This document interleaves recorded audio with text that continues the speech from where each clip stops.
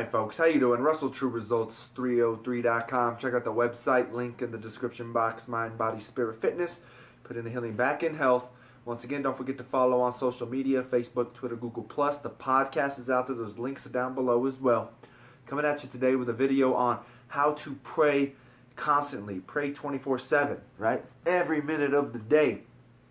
And this is in 1 Thessalonians 5, we'll go 16, 17, 17, and 18. It just says, rejoice always, pray constantly, give thanks in all circumstances, for this is the will of God in Christ Jesus for you. So what does this mean? Pray constantly. How can you pray constantly? Doesn't that seem kind of strange? And I was just reading a book by Matthew Kelly. If you're Catholic, it's been out there, so you know what I'm going to say. And it was... well, let me switch real quick. The book is called Resisting Happiness. And then, I don't know if you've ever heard a quote from a saint. I can't remember which one it was. But they said he was out there raking leaves, right? And someone asked him, what would you do if you were just about to find out that you were going to die in 6 hours? And he was like, I would just keep raking my leaves. Right? But that's because he was praying constantly. He was one with God. He was at peace with the world, with himself, and with Christ. So there was no bucket list needed, right? No need for a bucket list because he's happy, right? So what can we do to reach that type of enlightenment, that type of happiness, that type of peace, that relationship with God where we can be content in almost any situation? And the great thing that was brought up in this book by Matthew Kelly, Resisting Happiness, was he said, take every hour of your day, whether you're at work, any activity, right? And this is another thing that I read in one of my Knights of Columbus books. And I'll share that story real quick as well.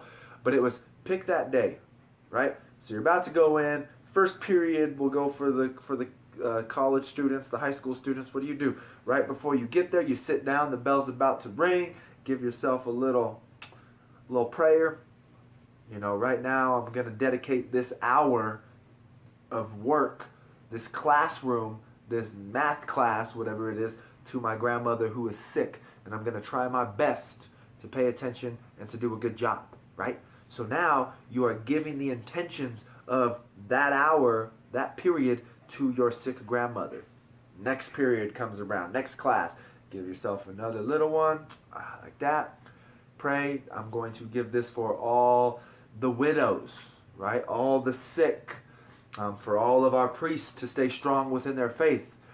Whatever it is, whatever you want to pray about, I'm going to dedicate this hour of study, of work to them. Right?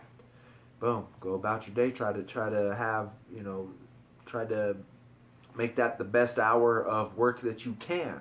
You do that with your work in general. If you're not in school, just for your work, I'm going to dedicate this hour to whatever, and then go about your day, your business for that hour and work. It's very simple. Do something like that. I thought that was something that was really intriguing, and I thought it was really awesome, right? And then the next story was I was reading my Knights of Columbus book, and I wish I had it. And they talked about the CU coach. I think it was the year that CU football won the Orange Bowl. We won the national championship, I think it was. Or it might have just been they went to Nebraska is what it might have been. And they played in Nebraska. And they hadn't won there in who knows how long. And he told them that he wanted them to write on a football. Everybody got a football. Write the score on a football.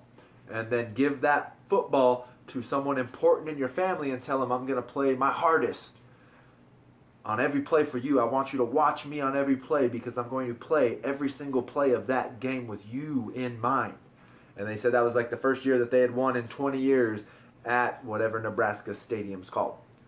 So once again, it's try to do something along those lines. Set your alarm, right? You can set 900 alarms on your phone. Set an alarm to go off every single hour so that you can dedicate that hour of time, of work, of whatever it is to someone, some cause, something, and we can pray constantly without ceasing.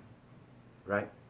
So I hope that helps. I thought it was very interesting. I hope it helps those that are on a spiritual journey to be able to connect more and build a stronger prayer life. If you're like me, it's hard, it's a struggle, and this might be something that can get you out of that rut.